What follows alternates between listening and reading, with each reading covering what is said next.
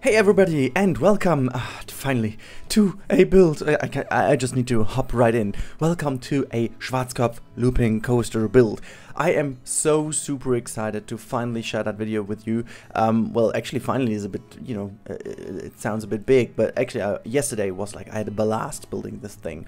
Like when the DLC finally was announced that it is online after the delay we had due to the chairlift, I was like, I had this day off today, so yesterday I still had one day off left, and I was like really rushing into the office of my supervisor. I was like, is it okay if I may go now? Because like there was not much on my table and I'll do the rest of it tonight, so you have it tomorrow, is that fine for you? And I was like, yeah, no problem at all. And so yeah, today is the day where I am here and having time to play, and yesterday was even more time to play. And what I did is I was building this looping coaster, and I told you guys so often that this coaster is very special for me.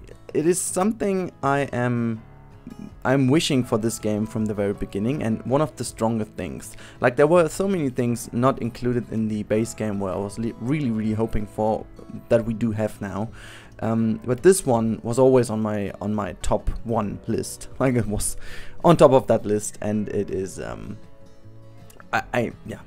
It was my first coaster I've ever been on with the looping, and it was actually the Olympia loop with 5 loopings at once. That was kind of crazy, you know, not having ridden any coaster with an inversion and then all of a sudden fully jumping onto this one. But I super much love how everything about this coaster is. Like I think it's maybe even more, for me at least, more of a classic than the Arrow looping coaster, even though obviously and arguably the Arrow one is more of a classic. But for me, it's the Schwarzkopf Looping Coasters is always like, it was so close to me because like always on the Rennkamel, which is a big fair here in Düsseldorf, which is temporarily in each and every year we had this, but also on other fairgrounds I really had this coaster. Even in my small town, one year there was a Schwarzkopf Looping Coaster installed, which was the Alpina coaster, which is another installment of their transportable rides. And yeah, I had a very special relationship to it, because when the first Roller Coaster Tycoon dropped in, was it 1998? This game completely consumed me, and I was like at the age of 8, and I really enjoyed that game. But the thing is, back then I had no idea about, you know, theme parks and about... I've been to Disneyland then, actually also in 1998.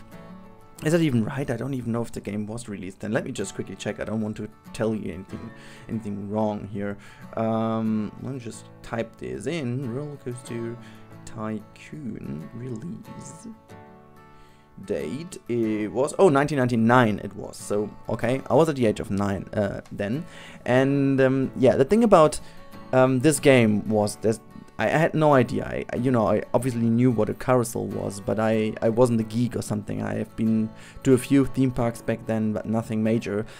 But there was this one coaster I could definitely distinguish, and this was the Schwarzkopf Looping Coaster. Like the standard looping coaster, the standard steel coaster in Roller Coaster Tycoon was the Schwarzkopf Looping Coaster, and I am fully aware of the fact that this was the first ever ride I really noticed in the game to be very close to their real world counterpart. And as you know, I haven't been too much of a coaster nerd in general, but I've been always willing to admire if there is something very close to the real world counterparts. And with this ride in Roller Coaster Tycoon 3 already, it was also kind of nice because it was already a lot better than with the, you know, ancient game, so to say. But obviously this was because the game was translated into 3D the first time. And now finally we have this for Planet Coaster instead of next gen, and I love how this thing turned out. Really heads down to Frontier, and yeah, my love for this coaster isn't any smaller now or whatsoever with this coaster installment in the game. I love it. I love that it definitely features basically every mode you can have on this coaster. And I definitely love how the trains are designed and so on. But maybe I should now talk a little bit about the layout I've done here. It is kind of a mixture, so it's not a recreation of an existing one. I didn't want to do that.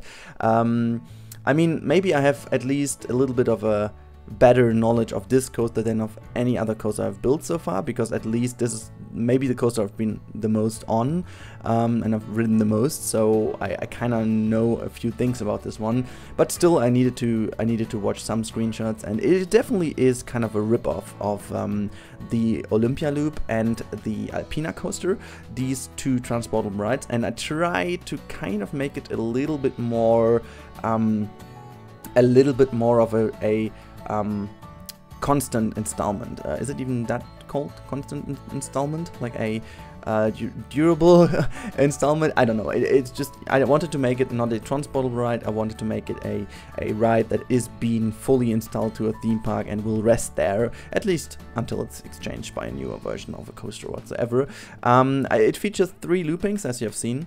I didn't want to go for the 5, and I didn't want to go only for 1 loop, or the Alpina coaster doesn't even feature any loop, so I still wanted to have this 3 loop installment. I know it's not perfectly parallel. I would have wished to move the loop really in the middle of those two, so that you really have this exactly in the middle behind. It kind of didn't work out because of the incline and the decline of the coaster in front of it. I wanted to make the layout at least somewhat realistic, so that, you know, actually it is realistic. I could have smoothed it out a tiny bit better at certain edges, but as I wanted to really bring that thing out today and prepare the video for you guys, I was kind of happy with it. Like let's put it that it's a kind of a 90% finished, smooth layout, so I can really deal with it, and I think it's pretty okay.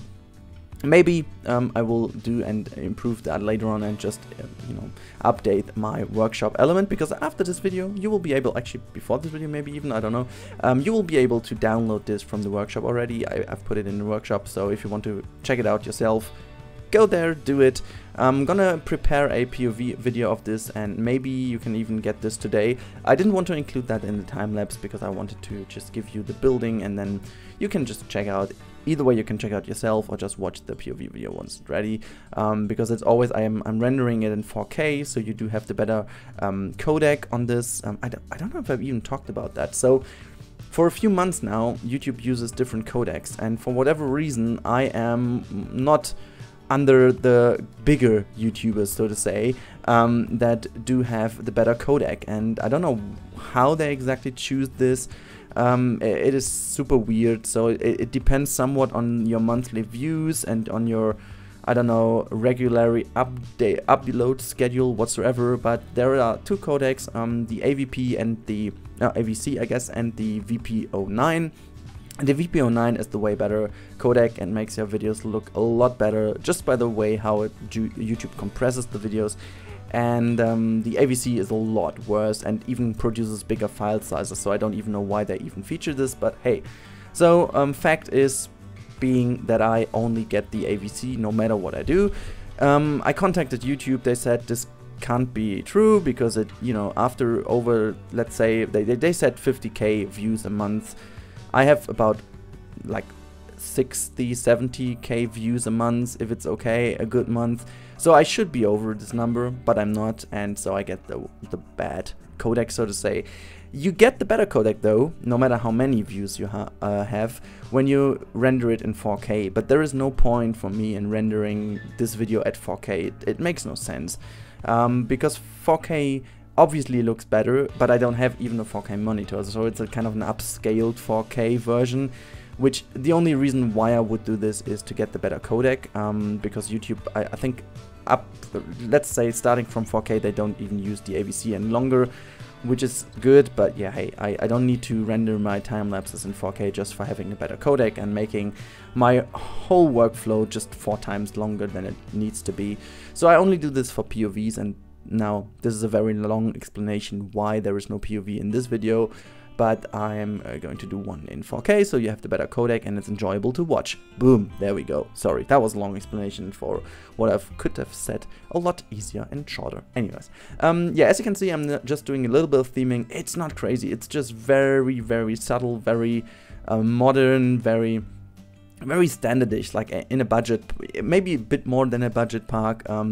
it is, you know, nothing too fancy. You're gonna make a little bit of a planter later on as well, giving it a fence. So it is again a mixture of a temporarily installed coaster and a fully installed coaster. So I guess this would be more like a fully installed coaster, but it's not too heavily themed that it really interacts with the whole theming. You could easily exchange this ride with another, and this is what I wanted to kind of maintain with this blueprint, because this is really aimed as a blueprint. This is nowhere. I was thinking of bringing this maybe into Isla Napali, so you guys, if you guys like this ride, we could actually think about bringing this into Isla Napali, making it all a bit more used looking, because that would be obviously the oldest coaster we're gonna feature in the park, at least a steel coaster. But you guys have to say if you want to see it there or not. For me, I didn't feel that this would be the perfect one to build in Isla Napali right now, but maybe we can switch that in. I don't know, maybe we can use it, because otherwise this would be only a blueprint version of a coaster that you guys can enjoy from the workshop, and I hope you do enjoy this. As I said, I always want to have some little side project, and this even fits in one video, which is nice, and makes it easy for me, makes it easy for you, and I hope you enjoy this little bit of a difference to the winter project, which definitely come back. Trust me on that. I have prepared 3 videos even for the next couple of days, but there's also Christmas on the verge, so maybe you guys won't watch too much YouTube. But how is this even? Do you watch a lot of YouTube videos when you are home for like holidays, or like now for Christmas, or will you spend your time with your family? What's the kind of, you know, what's the event plan, so to say, for your Christmas? I always love to hear what other people do, because it's always so different from what, you know, you normally expect that everybody would do. But like every family, everyone has their own kind of traditions, and I think it's always pretty fun to hear what you guys do. So please let me know in the comments below what you will do for Christmas, and if you like this ride in Isla Napali or not. But now, as we are slowly coming to the end of the video, I just wanted to mention I have some new music in the background. I hope you enjoyed that. Let me also know about this one, if it's suitable or not. I found this a little bit more relaxing, a little bit more of a variation to the normal chill out music, and yeah, that's it with this video. You can see already a little bit of cinematic going on. I would say have a great Friday, guys, and we see each other and hear each other in tomorrow's video, and until then, bye bye.